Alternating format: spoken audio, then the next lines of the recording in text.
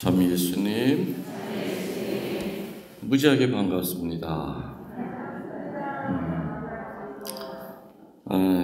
원래는 내일 신제주, 내일 모레 이틀 동안 신제주 성당 대림절 특강이 오래전에 돼 있었어요. 근데 참 그 틈새 삐짓기로 이렇게 월요일 날 해달라고 그래서 내가 이제 거절할 수 없었던 이유 중에 하나는 여기 여성 회장님이라고 그럽니까? 여기 뭐라고 부르는지 모르겠네. 에리사벳. 저 자매가 제가 운영하고 있는 이제 인터넷 카페가 있습니다. 카페가 회원이 워낙 많기 때문에 그 카페 이름은 주님의 느티나무에서입니다. 각 방별로 나눠져 있어요. 제주방도 있겠죠? 저 자매가 이제 제주 방장을 오래전부터 하고 있었어요. 그래서 방장이 부탁을 하기 때문에 이렇게 했지만은 더 정확한 표현은 하느님께서 허락하신 거죠.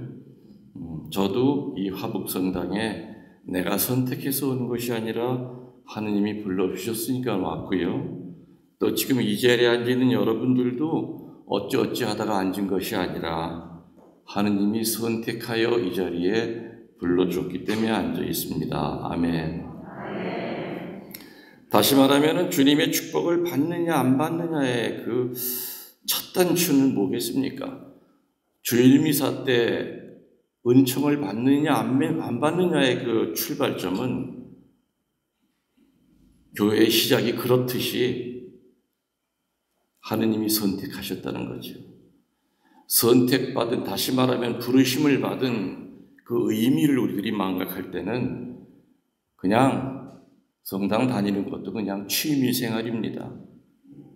그러나 감히 천주교 신자 될 자격도 없는 나를 불러주셨다는 거, 그 생각을 하면 감히 어떻게 쉽게 우리들이 냉담에 빠질 수 있겠습니까? 아니죠.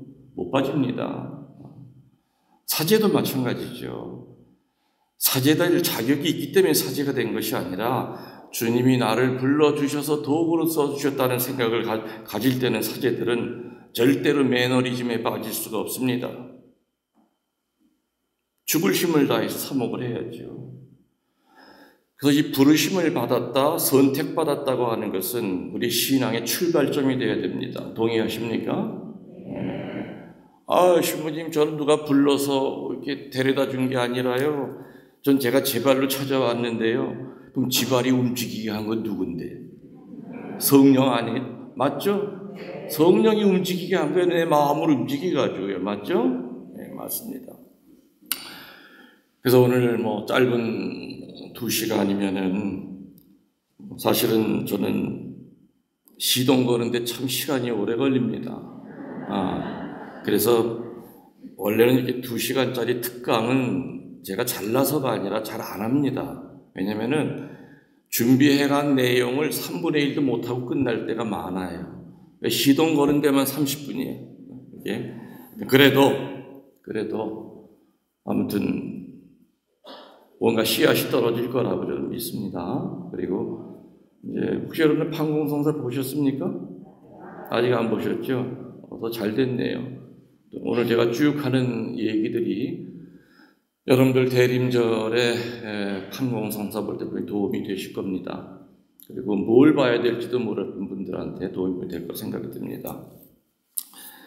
우리 여기 신부님이 다니엘 신부님 맞죠? 다니엘 신부님이 아주 간단하게 내 이름 석자만 딱 이렇게 밝히면서 이렇게 환영한다고 그러셨는데, 저는 내가 내 소개를 조금 더 하면은 저는 은퇴한 지가 1년 한 3개월 됐습니다. 어디 소속이 되어 있는 신부가 아니라 시쳇말로 하면 프리랜서입니다. 본당 신부가 아니라 그 때문에 조금 더 자유롭긴 자유롭죠. 그렇지만은 지금 감국에 가서 뿌리를 내리고 살아가고 있는데 하루 종일 바빠요. 왜 바쁘냐? 기도하느라고 바쁘냐? 아니에요. 밥 해먹느라고 바빠요. 밥하고 설거지 하다 보면은 그냥 하루가 그냥 금세 가버려요. 사실 그 전에 저는요, 이 김웅열 신부가 밥을 하리라고 생각을 못하고 살았어요. 은퇴하면은 한평생 내 죽을 때까지 아프면 병원에도 데려다 줄, 또 끼때 되면 밥 해줄 좋은 자매가 나타내라고 생각했었어요. 근데 그게 안 나타납니다. 그러니까 그냥 혼자 밥 해 먹고 사는데, 마음은 편합니다. 마음은 편해요. 내가 얼마 전에 강론 때도 그런 얘기를 한 적이 있지만은 사실 제가 그 소식을 들을 때 충격적이었던 소식이 하나 있었습니다. 뭐냐면은 전 세계 그 석학 가운데서 미래학자들이 통계를 냈는데, 조사를 했는데, 지구상에서 제일 소멸되기 쉬운 나라 1번이 대한민국이라고 나왔어요. 뭐 되기 쉬운 나라? 없어지기 쉬운 나라 1번이 대한민국이래요. 그 이유가 뭐냐? 애를 안 낳는데요. 인구가 증가가 안 된대요. 증가가 안 된대요. 그러다 보니까는 이제 군대라고 하는 것도 전부 다 이제 없어지면서 용병, 돈을 들여서 외국 사람들을 사와야 되는 상황이 될 거고요. 또 연금 문제도 2048년인가 그때 되면 이제 그때 은퇴하는 사람들은 연금을 탈 기회도 안 생길 정도로 마치 호리박이 거꾸로 엎어놓은 것처럼 밑에는 안 보이고 위만 커지는 그런 현상이 되고, 더더군다나 슬픈 얘기는 너무나 많은 외국인들이 들어와 있기 때문에 나중에는 그 외국인들이 그 메이저가 되고 한국 사람들은 소수민족으로 전락을 하게 될 것이다. 근데 이러한 통계는 리서치라고 하는 그 세계적인 그 통계 회사에서 낸 것만이 아니라 얼마 전에 서울대 유명한 교수가 또 조사를 했는데 똑같은 통계가 나왔어요. 사실 우리 주변에 보면은 정말 많죠. 그리고 아마 나이 든 부모님들 걱정은 과녀나 아들, 딸 시집장가 보내는 게 굉장히 큰 걱정거리일 겁니다. 은퇴하고 난 다음에는 요즘은 제가 이제 그 일을 안 하지만은 그 전에 은퇴하기 전까지는 제 세컨 잡이 뭐냐면은 중신하는 거였습니다. 그래서 이제껏 제가 기록에 돼 있는 게 한 150상 정도를 제가 맺어줬어요. 헌배까지 시켜줬어요. 근데 참 다행스러운 것은 딱 한 쌍만 이혼을 했어요. 150쌍 가운데서. 나머지 다 잘 살고 있습니다. 외국에 강의 나가면은, 외국에도 보면은 자식들 출가시켜야 될 그런 부모들이 있죠. 근데 그 같은 동네 사람끼리는 서로 알기 때문에 시집장가 못 가요. 그래서 부탁을 해요. 시부모님 한국에 좋은 처자 있으면. 처음에는 이렇게 맺어줬는데 미국에 있는 머스마랑 한국에 있는 여자랑 했는데 이게 문화가 다르니까 중간에 다 실패해요. 그래서 그 다음부터는 이제 같은 문화권, 영국에 있는 총각이랑 미국에 있는 아가씨랑 이런 식으로 연결을 시켜줬습니다. 여러분들 그런 말 있는 거 아시죠? 이쁜 여자 만나면 3년이 행복하고 착한 여자 만나면 30년이 행복하고 지혜로운 여자 만나면 3대에 걸쳐서 행복하다. 그럼 어떤 여자가 집안을 일으키는 여자예요? 이쁜 여자? 착한 여자? 지혜로운 여자죠. 오늘날 저한테 편지가 한 통 왔습니다. 어느 나이 많이 먹은 총각이 저한테 소개해달라고 아가씨를. 그러면서 자기가 원하는 교수가 이런 교수가 됐으면 좋겠습니다 하고서는 쭉 적어 보냈어요. 읽어보고 기도 안 찹디다. 첫 번째, 남편한테 선을 행하는 여자. 모르겠어요. 선을 행한다는 뜻이 뭔지. 두 번째, 날이 새기 전에 일어나 음식을 준비하며 밤이 늦도록 일함으로 가정 경제를 일으키는 여자. 세 번째, 어려운 사람 도와주기를 즐기는 마음이 따뜻한 여자. 요건 아주 내가 마음에 들었어요. 그죠? 네 번째, 입을 열기만 하면 지혜로운 말이 터져 나오는 여자. 이것도 마음에 들었어요. 다섯 번째, 내조를 잘하여 남편이 성공하도록 키워주는 능력 있는 여자. 마지막 일곱 번째는 하느님을 경외하는 덕행이 있는 여자. 요런 조건에 맞는 여자를 골라 달래요, 저한테. 손편지로 왔기 때문에 내가 손편지로 답을 보냈어요. 딱 2줄. 편지 잘 받았다. 그런데 그런 사람이 있으면 널 주겠냐? 내가 데리고 살지.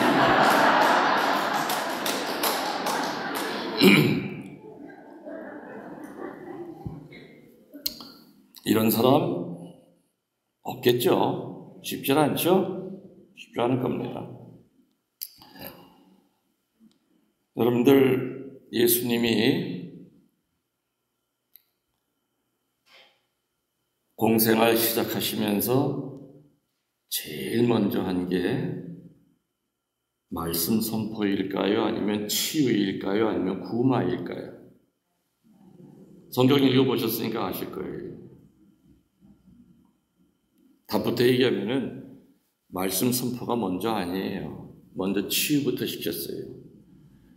다시 말하면 말씀을 받아들일 수 있는 그릇을 먼저 만들어 놓으신 다음에 그 다음에 말씀을 던져준 거예요. 예수님이 우리들을 그 치유하셨던 모습을 보면은요, 분명히 원칙이 있습니다. 원칙이. 여러 원칙이 있지만 그 중에서 제일 중요한 원칙 3가지만을 제가 설명해 드리면은 예수님은 어떤 원칙으로 사람들을 치유시켰느냐. 첫 번째, 치유시키실 때 조건을 붙이시지 않으셨다 이겁니다. 뭐 안 붙였다고요? 조건을 안 달았어요. 사실 예수님 따라다녔던 사람들이 예수님이 메시아라는 거 알고 쫓아다닌 사람 몇도 없어요. 왜 쫓아다녔겠어요? 저 사람 쫓아다니면 병이 나는데, 마귀가 떨어진대, 아주 훌륭한 마술사야, 이제껏 못 보던 마술사야, 저 양반이 메시아 이건 그건 아무 상관없어. 내 병만 낫게 해주면 되는 거예요. 그렇다고 해서 예수님이 한 사람 한 사람 불러서 그 사람의 신앙의 정도를 체크하고 난 다음에 너는 치유받을 자격이 있어? 이렇게 하고 난 다음에 치유시키지 않았죠? 무조건 치유시키셨어요. 무조건. 조건을 붙이지 않았다는 얘기죠. 치유라는 말 대신에 다른 말을 붙일 수 있어요? 예수님은 용서하실 때 조건을 붙이지 않으셨어요. 예수님은 봉헌하실 때 조건을 붙이지 않으셨어요. 예수님은 순명할 때 조건을 달지 않았다 이겁니다. 예수님은 봉사할 때 조건을 붙이지 않았어요. 근데 우리들은 항상 누군가를 용서할 때도 꼭 조건을 달아요. 자식을 용서할 때도 너 오늘은 이 엄마가 특별히 용서한다. 근데 다음번에 이러고 저러고 요럴 시에는 내 가만 안 놔둬. 과연 그 앞에 있는 자식은 용서받는다는 느낌을 가질까요? 안 가져요. 조건을 붙이는 것만큼 난 아직 덜 용서한다 그 뜻이거든요. 치유할 때도 조건을 붙인다는 얘기는 그거는 제대로 된 치유가 아니죠. 무조건 용서예요. 무조건 치유예요. 예수님을 따라다녔던 사람들이 이 인간들이 나를 아주 유능한 마술사로 알고 쫓아다닌다는 거 다 알고 계셨어요. 그럼에도 불구하고 다 치유시켜 주셨잖아요. 이게 바로 내리사랑이에요. 내리사랑. 예수님이 우리를 치유하시는 두 번째 원칙은 뭐냐? 예수님은 반드시 치유 전에 기도하셨고요. 치유의 역사가 끝나고 난 다음에도 반드시 감사 기도로 끝을 맺으셨어요. 전에 기도하고 후에 감사 기도해요. 무언가 큰일을 앞두고 큰일 전에는 대부분 기도를 합니다. 근데 그 일이 이루어지고 난 다음에 감사 기도하는 사람은 매도 없어요. 그러니까 그 유명한 얘기 아시지요? 나병 환자 10명이 예수님 찾아 내려왔죠. 그래요, 안 그래요? 대답 안 하기로 작정했어요. 밥을 안 먹였더니 배가 고프세요? 성경에 보면은 나병 환자 10명이 예수님 찾아 내려온 얘기 들으신 적 있어요, 없어요? 있죠? 그래서 나 속 터지게 하지 말고 리액션 좀 빨리빨리 하세요. 그런데 10명의 나병 환자가 예수님 앞에 나타날 때까지 그 쉬웠겠어요? 어려웠겠어요? 어려웠죠. 나병 환자는 동네로 내려올 수가 없었습니다. 유대법에 의하면 나병 환자가 만일에 동네에 내려왔을 때 돌로 쳐 죽여도 그건 살인죄 안 됐어요. 근데 어느 날 문둥이들이 모여있는 그 굴 앞에 어떤 사람이 빵을 갖다 놓고 가면서 뭐라고 그럽니까? 아내들 들리시오? 우리 동네에 아주 유명하신 분이 하나 와 죽은 사람도 살리고 특히 나병 환자랑 친하대요. 한번 내려와 보시오 하면서 빵 조각을 던져놓고 그냥 갔어. 그 안에 있던 수십 명이 그 얘기를 듣고 우리 어떡하지? 가서 그 사람 만날까? 발가락도 떨어져서 제대로 걷지도 못하고 얼굴은 코도 떨어져 나가고 귀도 떨어져 나가고 그 중에서 한 사람이 여보게들 우리 여기서 죽으나 내려가다 돌에 맞아 죽으나 마찬가지야. 나는 내려가겠어. 그 양반 못 보더라도 내가 가다가라도 내가 하여튼 죽겠어. 그래서 뜻이 맞는 10명이서 얼굴을 칭칭 감고 서로가 비틀거리니까 팔짱을 끼고 산길을 내려오죠. 내려와서 동네까지 왔더니 큰 마당 한가운데 예수님이 한가운데 앉아 계시고 사람들이 인산인해를 이루어 그 10명이 뚫고 들어갈 수가 없었어요. 근데 맨 뒤에 있는 사람이 보니까 이게 냄새가 이상한 냄새가 나. 그래서 뒤를 돌아보니까 문둥이들 10명이서 와 있는 거예요. 아니 이놈들이 미쳤나 어떻게 여기를 와? 웅성웅성 됐죠. 그때 나병 환자 한 명이 뭐라고 그래? 선생님 자비를 베풀어 주십시오. 우선 있는 소리를 질러요. 그때 예수님 뭐라고 그래요? 다른 때 같으면요 예수님이 쫓아가요. 그리고 상처에 손을 대서 치유시켰는데 그날은 그렇게 냉정할 수가 없어. 자비를 베풀어 주십시오 하는 그 소리를 듣더니 뭐라고 그럽니까? 기억 안 나세요? 니들의 몸을 사제한테 가서 보여라 그러잖아요. 이건 2번 죽으라는 얘기야. 사제가 있는 동네 한가운데로 들어가라는 얘기인데 이건 들어가다 맞아 죽어. 그 10명의 나병 환자는 거봐 괜히 내려왔잖아. 너 때문에 괜히 내려왔잖아. 거기를 어떻게 또 들어가? 예, 우리 여기까지 왔는데 저 양반 시키는 대로 한번 해보자. 그래서 10명이서 이미 돌은 날라오기 시작했어요. 돌이 막 날라오고 머리를 때리고 우리 절대 팔 놓지 마라. 그럼 우리 죽어도 같이 죽자. 10명이서 쩔뚝쩔뚝거리면서 군중을 떠나서 사제가 있는 마을로 들어가는데 어떤 일이 벌어졌어요? 병이 나왔죠? 에? 병이 나왔어요. 다시 말하면 여러분들 오늘 이 사제를 만나러 집에서 출발할 때부터 이미 치유가 시작이 됐어요. 아멘 한번 시원하게 해보시고요. 내가 돈 달래는 것도 아니잖아. 강사비 달래는 것도 아닌데. 에? 아멘의 뜻이 뭐예요? 아멘은요 미래 완료형이 아니라 현재 완료형이에요.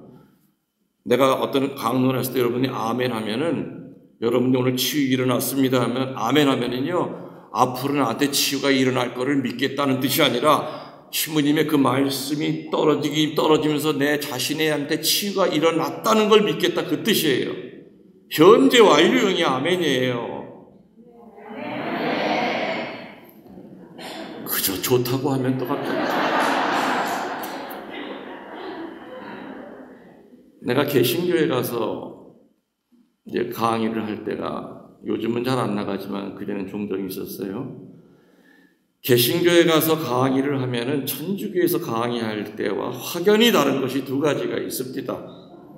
첫 번째는 뭐냐?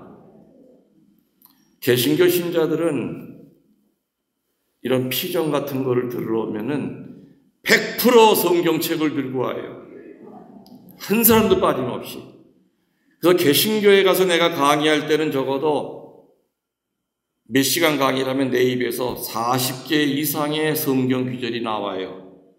내가 몇 장 몇 절 하면 그 자리에서 펴서 형광펜으로 줄 쫙 긋고 그 위에다 깨알처럼 적어요. 그래서 나도 할 맛이 나. 근데 천주교에 와서 피정하면은 하루 종일 떠들어도 내 입에서 한두 개 나올까 말까해. 왜? 성경 구절 얘기해도 재미가 없어. 여러분 가운데 오늘 말씀을 분명히 들으러 왔다고 그랬는데 성경책 들고 오신 분 있으면 손 들라고 얘기 안 할게요. 군인이 전쟁에 나가면서 총을 안 들고 나가요. 그러니까 이게 허당이야. 말씀을 들으러 왔으면은 말씀을 들고 나와야죠. 말씀을 들고 나와야죠. 아무튼 그게 개신교와 천주교 신자들의 가리키는 첫 번째 차이점이에요.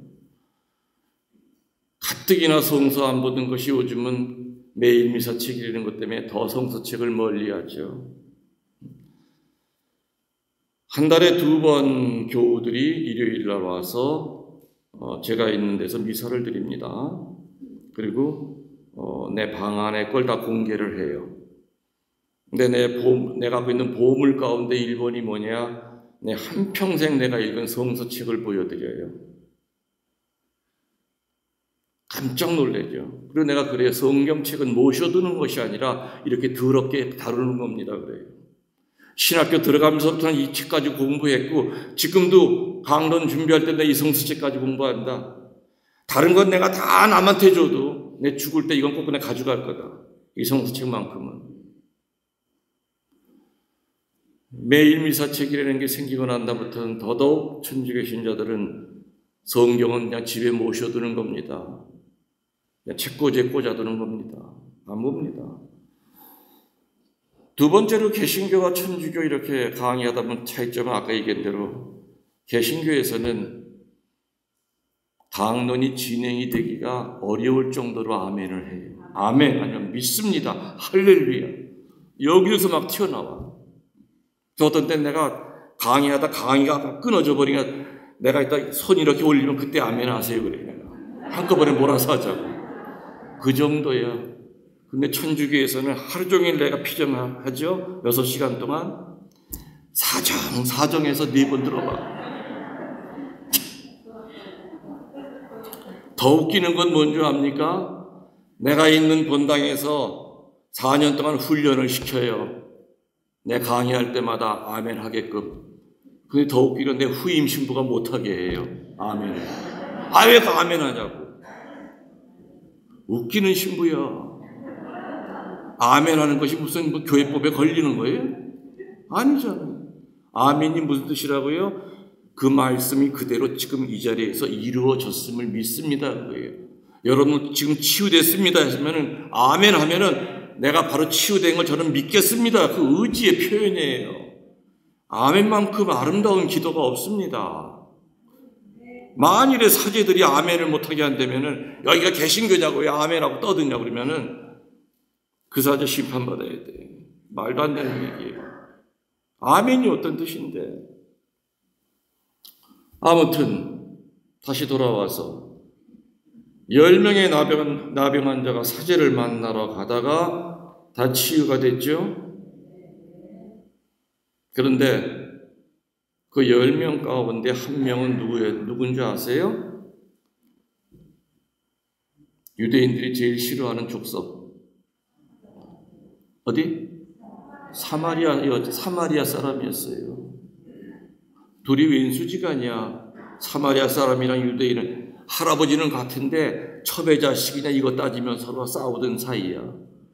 그래서 유대인들이 생각할 때 사마리아 저 족속은 지옥에 뗄 까무르도 쓸 자격이 없다고 그렇게 개무시하던 인간이에요. 근데 나병이라고 하는 그 고통 속에서는 한 굴 속에서도 사마리아 사람 유대인 안 따지고 살았다 이겁니다. 고통은 보면은 하나로 만들어요. 본당에 어려움이 닥치면 신자들은 하나가 돼요. 그러나 그 어려움이 사라지면 또 패거리가 수십 개 패거리를 또 나눠져요. 동의하시죠? 무슨 얘기인지.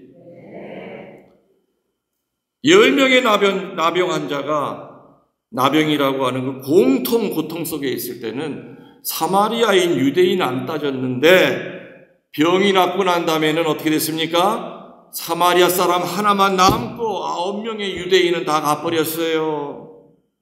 그리고 예수님 찾아온 게 누굽니까? 사마리아 사람 하나예요. 사마리아 사람은 예수님 찾아와서 엎드려가지고 감사 기도를 드렸죠. 예수님의 입에서 뭐라고 나와요? 허허, 이상하네. 내가 분명히 10놈을 고쳐줬는데 도대체 9놈은 어디 갔느냐? 그 얘기하시면서 예수님이 서운한 말씀하셨잖아요. 9은 어디 갔어? 고쳐준 것은 10인데 9은 어디 갔어? 9은 어디 갔어? 이거에 대한 답을 찾으려고 2000년 동안 신학자들은 엄청나게 많은 연구를 했어요.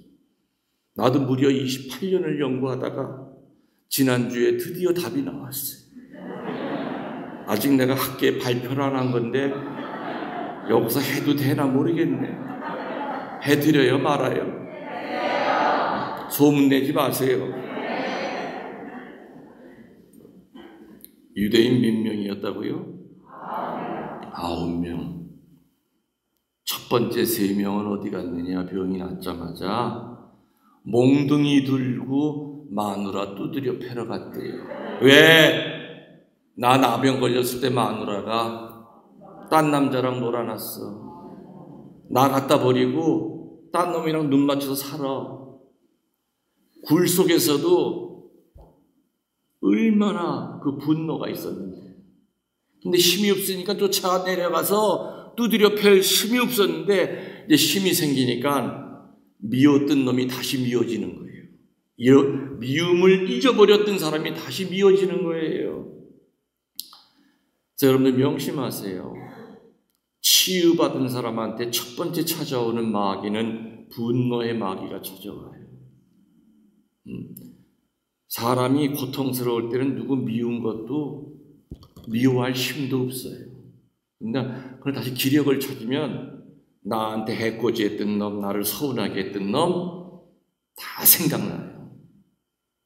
그래서 세 사람은 몽둥이 들고 자기한테 서운하게 했던 사람을 때리러 갔대요. 이건 내가 그분들의 증언을 들어보고서는 한 얘기예요. 그 다음에 세 사람은 어디 갔느냐? 몸이 낫자마자 술집으로 달려갔대요. 몸이 아프면 술이 받아요? 못 받아요? 술 못 먹어요. 그래, 오늘 실컷 못 먹던 술독에 빠져보자. 술집으로 달려갔어. 치유된 사람한테 찾아오는 두 번째 마귀는 술마귀가 찾아와요. 술마귀. 이제 몇 사람 남았습니까? 이 세 사람 행방 알기가 제일 힘들었어요. 이 세 사람은 병이 낫자마자 어디로 갔느냐? 창녀촌으로 쫓아갔대요. 그동안 내가 여자 맛을 못 봤는데 오늘 실컷 맛보자. 다시 말하면 고통 중에 있던 사람이 치유를 받으면 찾아오는 마귀가 음란 마귀가 찾아와요. 그래서 이 세 마귀는 쌍둥이처럼 몰려다닌답니다. 분노의 마귀, 두 번째 술 마귀, 세 번째 음란 마귀. 음란 마귀에 빠진 사람은, 술 마귀에 빠진 사람은 반드시 음란 마귀가 들어와요. 그리고 그 사람은 반드시 폭력을 써요. 이 셋은 한 몸이 붙어있는 히드라처럼, 머리만 몇 개인 그런 괴물처럼 같이 몰려다녀요. 그래서 그 치유가 완성이 되려면 사마리아 사람처럼 감사 기도를 드려야 된다. 아멘. 그 모습을 누가 보여주셔야 되는 거예요? 예수님이 치유하시기 전에 기도하셨고 치유가 끝나고 난 다음에도 하늘을 우러러 감사 기도 드렸다고 그랬잖아요. 예수님이. 그 예수님이 치유의 두 번째 원칙이에요. 아멘.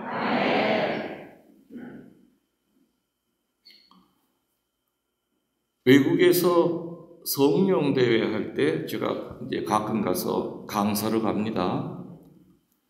뭐 미국에서 성령 대회 같은 거 하면은 규모가 어마어마해요. 그 사람들은 한 6개월 동안 성령 대회를 준비해요. 그러면 각 도에서 다 모여 봉사자만 해도 100몇십 명이에요. 큰 대학교 강당을 수천 명이 모여요. 미국 전체가 다 모여요. 6개월 동안 기도 시작해요. 봉사자들이. 근데 문제는 뭐냐? 성대하게 성령대회가 끝나고 난 다음에 6개월 동안 다시 감사기도 하느냐? 안 해요. 그 다음날 모여서 한 운동 만 운동하고 그 다음에 뭐합니까? 어저께 들어온 돈시여. 야, 김웅열 신부님이 오니까 돈 많이 들어왔다. 그야말로 연불에는 관심이 없고 재빨에만 관심이 있는 거죠. 이렇게 시작 전에 기도는 반드시 해야 되지만은 하느님의 일을 하고 난 다음에도 반드시 감사 기도를 끝나야 돼. 우리 묵주 기도도 보면 감사 기도 있잖아요. 그죠? 청원의 기도 있고 다 있잖아요. 그래서 예수님은 항상 치유하실 때 아무리 바쁘셔도 치유하시기 전에, 다시 말하면 사람들 만나기 전에 기도하셨죠. 어디로 올라가서? 제자들은 지쳐서 쿨쿨 잠에 떨어져도 예수님은 홀로 일어나서 산에 올라가서 산기도 하셨잖아요. 철야기도 하셨잖아요. 그 다음날 아침에 사람들이 벌떼처럼 몰려들어도 예수님은 밤새 성부로부터 그 기운을 받은 거예요. 기운을 받았기 때문에 귀찮아하지 않으셨고 차별하지 않으셨고 사람 가려서 치유하지 않으셨고 가려서 용서하지 않으셨잖아요. 그렇기 때문에 하느님의 일을 하기 전에 기도하지 않으면 어떻게 하느님의 일을 할 수 있을까? 못해요. 할 수가 없죠. 하느님이 주신 축복이 먼저 나를 적셔야 돼요. 나를 적시 흠뻑 적신 그 물이 흘러 넘쳐서 이웃에게 가야 된다 이겁니다. 꽃동네라고 아시죠? 꽃동네 오홍준 신부님이 이제 처음에 시작하셨고, 교구 신부로는 내가 제일 먼저 원목 신부로 이제 발령을 받아 갔었어요. 갔더니 참 오홍진 신부님은 머릿속에 1년에 하나씩 빌딩 건물을 짓는 게 확장하는 게 그 양반 머릿속에 꽉 차 있었고요. 거기 전국에서 봉사자들이 들어왔는데 그 봉사자들을 갖다 관리할 틈새가 없어 그 양반은. 원목 신부인 내가 봉사자들을 만나서 면담했죠. 깜짝 놀랐어요.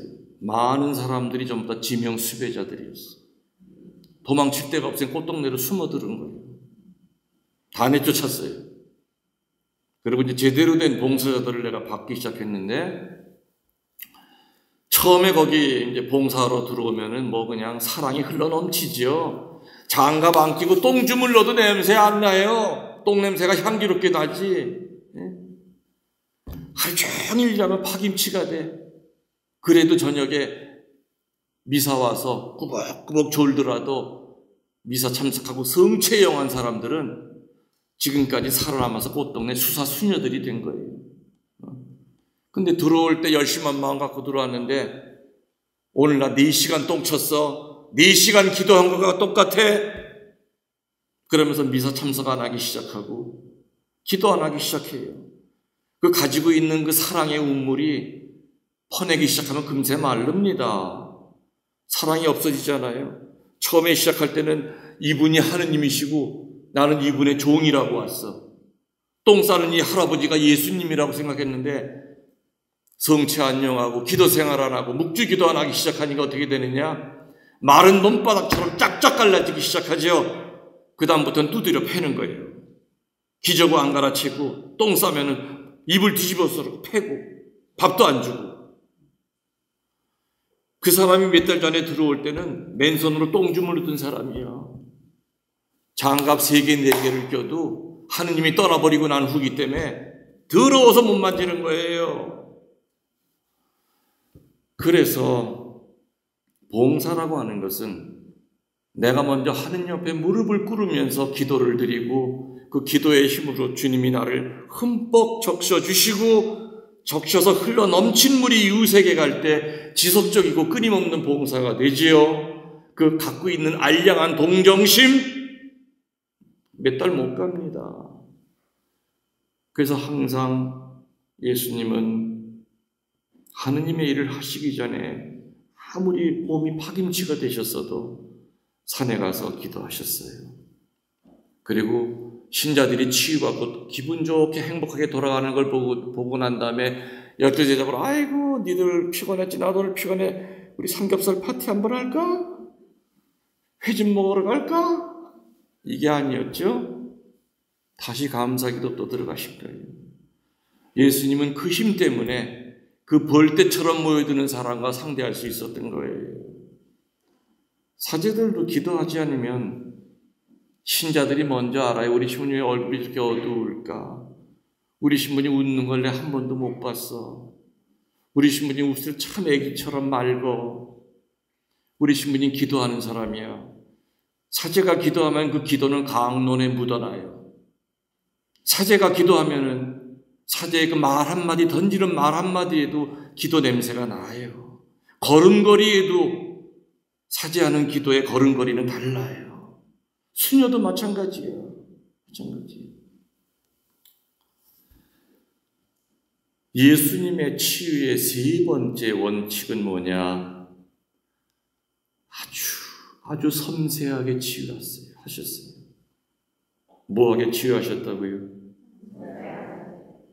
섬세하다. 다른 말로 하면 자상하다.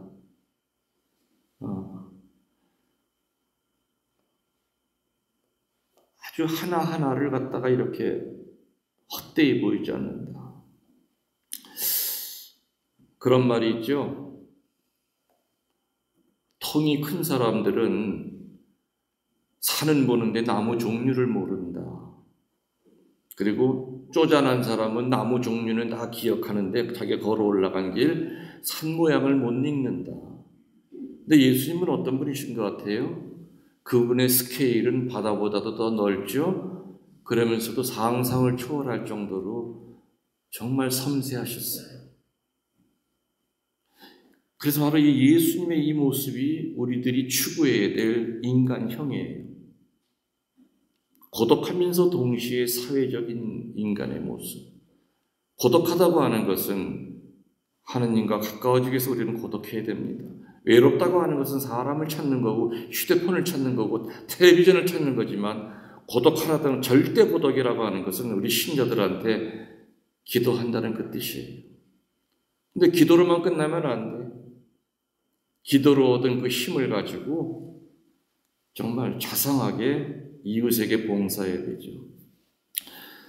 예수님이 얼마나 섬세하셨는가, 2가지만 내가 예를 들어드릴게요. 성경에 보면은 귀먹은 반벙어리를 고쳐주시는 얘기가 나와요. 본 적 있으세요? 들은 적 있으세요? 들은 적 없어도 그냥 들었다 그러세요. 귀먹은 반벙어리를 고쳐줄 때 어떻게 고쳐주셨느냐? 성경에 보면은 군중들 사이에서 따로 불러내었다라는 말이 나와요. 그 바쁜 양반이 그냥 손 한 번 얹어서 너 귀 열려라, 귀 열려라 하면 될 거예요. 근데 그 많은 사람들과 따로 불러냈어. 가던 길을 멈추고 이리 나와. 따로 데리고 가셨어. 왜 데려가셨을까요? 따로? 만일에 말이죠. 군중들 사이에서 귀가 열리면은요, 그 왁작지껄하는 사람들의 목소리는 대포 소리보다 더 컸을 거예요. 생전 목소리를 안 듣다가 처음 듣는 사람의 목소리는 공포 그 자체였을 거다 이겁니다. 두려움 그 자체였을 거다 이겁니다. 예수님은 그것까지도 알고 계셨기 때문에 따로 불러서 한적한 곳으로 데려가셔서 유대인의 풍습대로 침을 발라가지고 귀에다 대고 귀를 열어주셨잖아요. 그리고 귀가 열리고 난 다음에 제일 먼저 예수님의 부드러운 목소리를 선물로 주셨을 거예요. 소리가 들리니? 예. 이게 바람 소리야. 이게 나뭇잎이 흔들리는 소리란다. 저게 시냇물 소리야. 예, 잘 들려요. 소리에 적응을 시키고 난 다음에 다시 군중들 사이로 돌려보냈어요. 어떻게 이렇게 눈물 나게 섬세하실 수 있을까? 여러분 자식 대할 때도 섬세하게 대하셔야 돼요. 자식들 도매금으로 이렇게 처리하면 안 돼요. 큰딸이랑 대화할 때 내용이 달라야 되고요. 막내 아들이랑 대화할 때 내용이 달라야 되기 때문에 많이 생각해야 되죠. 물건이 아니잖아요. 컨베이어 벨트에서 나오는 기성품들이 아니지 않습니까? 또 예수님이 그 섬세하셨던 거, 아까도 얼핏 얘기했지만 나병 환자 치유하실 때요, 꼭 손을 대셨어요. 뭘 댔다고요? 터치하셨어요. 그 고름이 줄줄 흘러내리는 그 몸에다가 손을 대셨어. 안 대시고 손 뒷짐지고 병 나아라 해도 충분히 나을 수 있었어요. 근데 일부러 나병 환자 몸에다 손을 댔다고 복음 사가는 일부러 전해요. 나병 환자들의 상처는 육신의 상처만이 아니라 버림받았다고 하는 상처. 이 병이 생기고 나서부터 마누라도 나를 버리고 자식도 나를 버리고 나를 오랏줄에 묶어서 굴 속에 갖다 버렸다고 하는 그 배신감, 절망감, 자괴감. 이 저주받을 몸뚱아리를 아무도 만지는 사람이 없었다고 하는 거. 내가 내 몸뚱아리를 봐도 잘라버리고 싶은 이 저주받을 몸뚱아리를 누가 손을 댄 거예요? 그분이. 이 썩어 문드러지는 몸뚱아리를 예수님이 손을 대신 거야. 그 순간에 그 나병 환자는 육신의 치유만이 아니라 그 마음의 상처, 영혼의 상처까지 같이 치유가 된 거죠. 치유가 된 거죠. 어떻게 이렇게 소름이 끼칠 정도로 예수님이 섬세하실까? 그 바쁜 양반이. 그래서 이 양반은 우리들의 롤 모델이에요. 가장 이상적인 인간형이에요. 사람이 통이 클 때는 커야 되지만은 그러나 나무 숲을 봐야 될 때는 봐야 돼요. 저도 예수님 닮으려고 한평생 살았어요. 그래서 큰 일을 할 때는 불같이 저는 밀고 나갔지만은 그러나 하나하나 후회하지 않게끔 하나하나 섬세하게 저도 그런 사목을 하려고 애를 쓰고 살았지요. 자, 예수님의 치유 세 가지를 지금 한 시간 정도 얘기를 드렸는데, 자, 세 가지인데 다시 기억나십니까? 첫 번째가 예수님은 치유하실 때 조건을 붙이지 않으셨다. 그 조건이라는 말 대신에 다른 거를 붙일 수 있다고 그랬죠? 용서라고 하는 말, 순명이라고 하는 말, 봉헌이라고 하는 말, 봉사라고 하는 말. 예수님은 순명할 때 조건 달지 않았어요. 무조건 순명이에요. 무조건. 예수님은 용서하실 때 조건 걸지 않았죠? 무조건 용서하셨어요. 치유하실 때도 무조건 치유하셨죠? 맞아요. 두 번째로 뭐라 그랬습니까? 예수님은 치유 전에, 다시 말하면 하느님의 일을 하기 전에 반드시 기도하셨고 그 일이 끝나고 난 다음에도 감사 기도로 끝을 맺으셨다. 세 번째 원칙은 예수님은 섬세하게 치유하셨다. 사람들 도매꿈으로 몰아서 이렇게 치유하신 적 없죠. 아무리 바빠도 한 사람 한 사람 머리에 손을 얹을 때마다 꼭 그 사람한테 필요한 기도를 해줄 때는 얘기예요.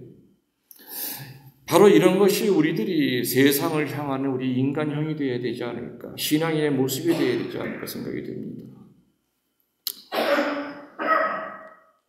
예수님이 우리를 치유하는 것을 우리들은 수직적인 치유라고 그래요. 십자가에서 보면은 가로일까요? 세로일까요? 내려오는 게 뭐예요? 세로죠. 그럼 우리들끼리 하는 치유를 수평적인 치유라고 해요. 우리들끼리.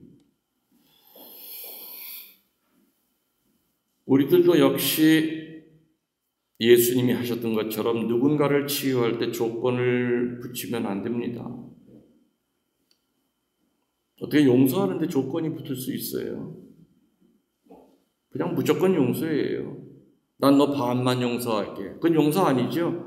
용서라고 하는 탈을 쓴 그건 자기 기만이에요.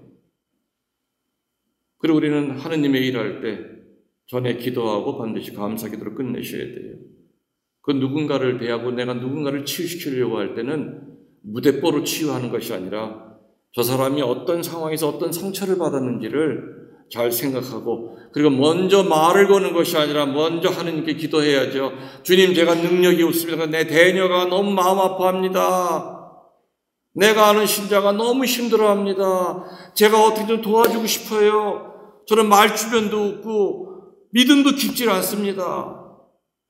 성령께서 제 입을 좀 가지시고 제가 말하기도 전에 저 사람 마음 좀 열어주세요. 이렇게 섬세하게 치유하셔야 돼요. 그래서 예수님이 인간을 치유했던 그 방법은 똑같이 우리들의 수평적인 치유에도 적용이 된다는 얘기입니다. 아멘. 치유 얘기가 나왔으니까 좀 더 치유에 대한 거, 앞으로 여러분들 치유에 대한 거 더 이렇게 좀 디테일하게 들어보실 시간이 그렇게 많지 않을 겁니다. 그래서 얘기가 나온 김에 치유 얘기를 조금 드리면은, 치유는 크게 영의 치유가 있고 육의 치유가 있겠죠. 아픈 몸이 낫는 것을 육신의 치유라고 그리고 우리의 영혼이, 정신이 아픈 거 낫는 것을 영의 치유라고 해요. 자, 질문 드리겠습니다. 영의 치유가 더 중요한 겁니까? 육신의 치유가 더 중요한 겁니까? 아는 건 나보다 다 선생이에요. 근데 왜 몸뚱아리 아프면은 아픈 몸 낫게 해달라고. 여러분, 지금 말은 지금 영의 치유가 더 중요하다는 거 100% 맞는 말이에요. 근데 실제로 여러분의 몸이 아플 때 영의 치유를 청한 적은 없을 거예요. 우선 아픈 몸뚱아리부터 해결해달라고 그랬겠죠. 제 3억 경험으로 봐서는 이래요. 영의 치유가 이루어지면은요, 육신의 치유는 같이 따라오는 하느님의 보너스예요. 선물이에요. 그래서 중요한 것은 육신의 치유보다 영의 치유가 100배, 1000배 더 중요한 치유예요. 그러면 또 영의 치유는 또 우리 좀 세분을 하면은 인성의 치유가 있고 또 영성의 치유가 있어요. 그럼 여러분도 질문 던집니다. 인성이 중요한 겁니까? 영성이 중요한 겁니까? 그렇게 말하고 싶었죠? 천만에 요번에는 아니요. 영성보다 수천 배 중요한 것이 인성이에요. 인성이 개떡으로 살아가는데 무슨 영성 생활을 해. 여러분들 이날 이 시간까지, 이 나이 잡술 때까지 사는 게 전 행복하지 않아요. 못된 남편 만나서 그것도 이유가 있을 수 있겠죠. 우리가 행복을 못 느낀 제일 큰 이유는 내 인성이 행복하지를 못해서 그래요. 또 이 인성도 보면은 분명히 또 나눠져요. 또렷이 기억하고 있는 의식 속에 상처가 있고요. 내 무의식 속에 잠겨져서 나는 기억은 안 나지만 내 무의식은 기억하면서 그 무의식 속의 상처가 나를 힘들게 하는 상처들이 있어요. 있겠죠? 여러분들 몇 살 때부터 기억하세요? 1살? 아이고, 인물 났네. 아니, 어떻게 1살이 기억나?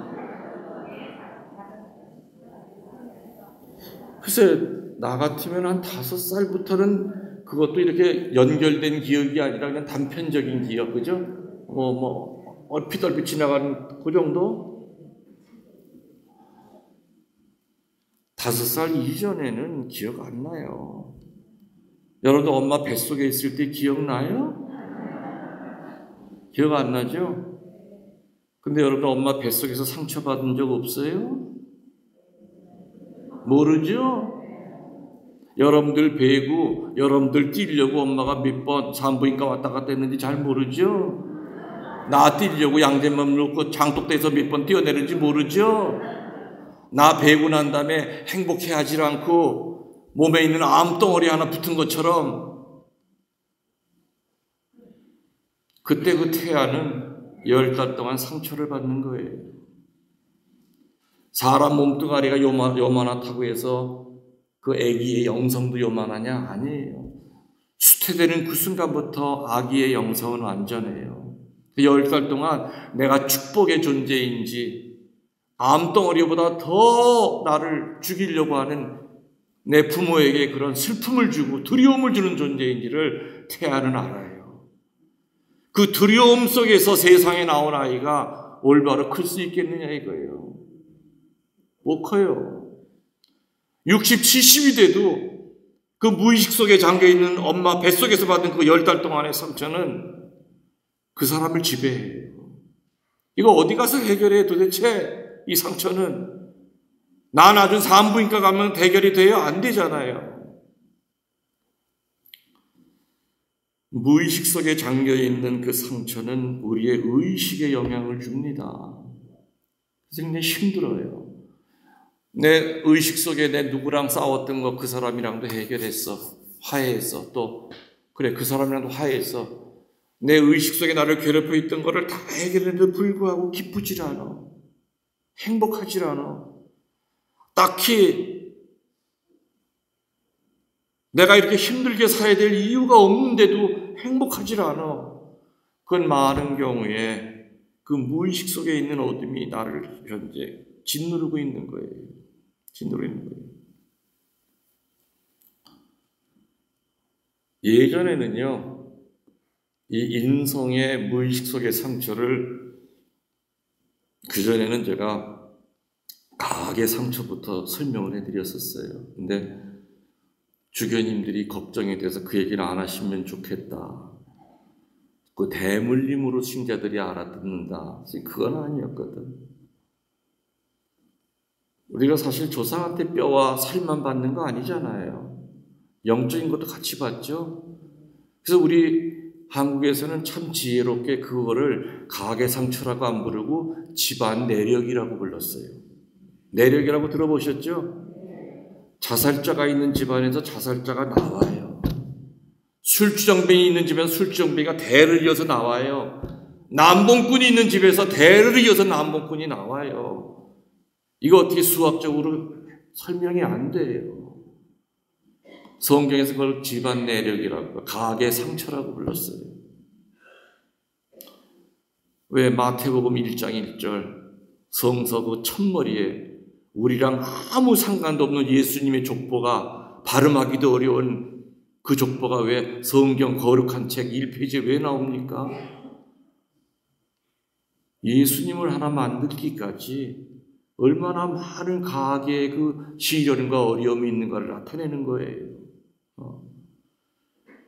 아무튼 저는 그 이후로는 가학의 상처에 대한 얘기는 자세히 하질 않습니다. 그리고 거기와 관련된 테이프 같은 것도 한번 다시 이제 환급해서 소각을 다 시켰죠. 주교님 걱정들도 이해는 되게 됩니다만은, 그렇지만은 전 지금도 변함없이 생각하는 것은 어떤 이 가학의 상처라고 하는 것은 굉장히 중요하다고 느껴요. 그래서 저는 항상 교우들에게 성체를 영화하면서 자리에 앉아가지고 이런 기도를 해라. 주님, 당신이 내 안에 들어오셔서 조상으로부터 내려오는 어두움을 막아주소서. 내 자식한테 내려가지 않게 도와주소서.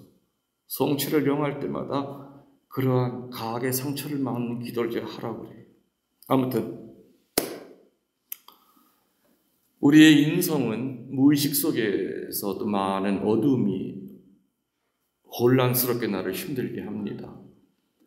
또 또렷이 기억하는 상처도 있죠? 있어요.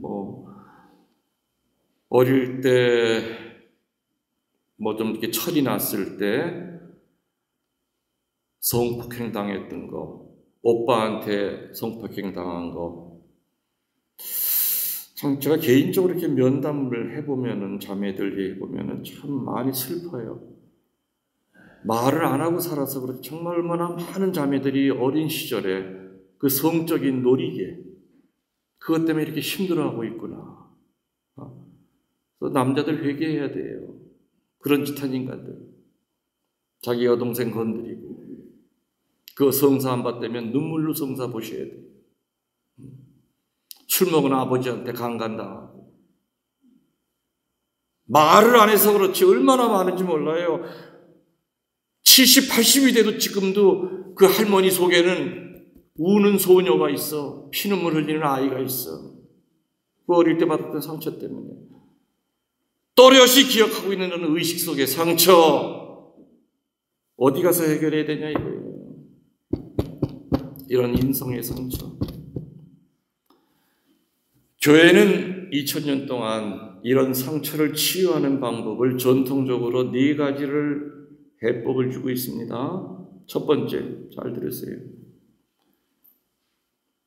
그런 상처를 치유시키는 사제에게 도움을 청하라 가르칩니다. 어떤 신부님들은 그런 카리스마가 있어요. 면담을 잘해주면서 그 사람의 상처를 정확하게 찾아서 그 사람의 상처를 치유시키는 그러한 카리스마가 있는 사제들이 있어요. 근데 신부님, 그런 신부님이 누군지를 어떻게 알아요? 그 설령이 있다 하더라도 어떻게 만나야 돼요? 또 그 말하면 내가 또 할 말이 없어요.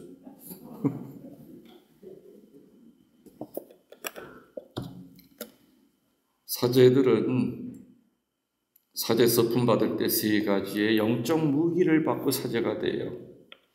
치유의 능력을 받아요. 구마의 능력을 받아요. 3번째로 말씀 선포의 능력을 받고 사제가 돼요. 성경에 보면 예수님이 12제자 내보낼 때 빈손으로 안 내보냈죠. 마귀를 뛰는 권세를 줬고 치유시키는 능력을 줬고 말씀을 선포하는 능력을 줘서 세상에 내보냈어요. 저는 신학생 때부터 지금까지 단 한 번도 저는 의심치 않고 좀 믿었기 때문에 그대로 행하고 살아왔어요. 성령 운동하는 신부들만 치유의 능력이 아니에요. 서품 받은 모든 신부님들이 3가지 능력을 다 갖고 태어나 사제가 되는 거예요. 그 씨앗이 뿌려져. 문제는 그 씨앗에 물 주고 거름 줘서 잡초 뽑아내는 건 사제들의 본인의 몫이에요.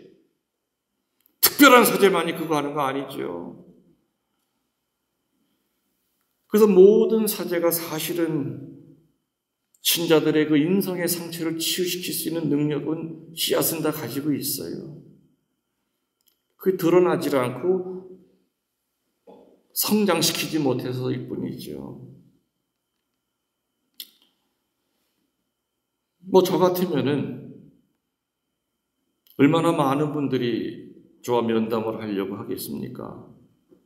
근데 현실적으로는 참 불가능해요.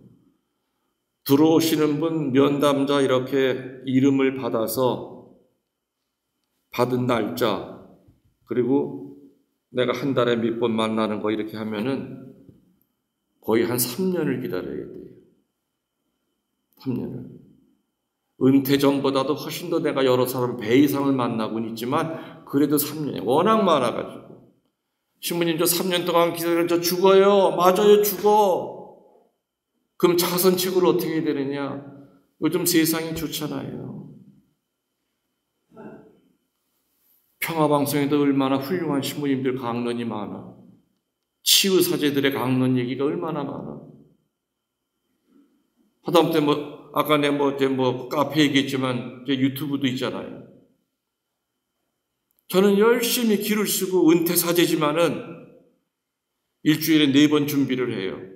저는 은퇴한 그 다음 날부터 바로 강론도 시작했어요. 왜? 은퇴사제가 아니라 타이틀이 뭐로 바뀌었어요? 10여 년 전에 원로 사목자로 바뀌었어. 아, 죽을 때까지 사목해야 되는구나. 은퇴 신부하면 다 이제 종쳤어, 끝이야. 근데 원로 사목자라고 이렇게 바뀌고 난 걸 딱 보니까 그래, 죽을 때까지 사제는 일을 해야 되는구나. 은퇴한 다음 날부터 그냥 똑같이 했어요. 오히려 본당 신부 생활 더 바빠요, 저는 사실은.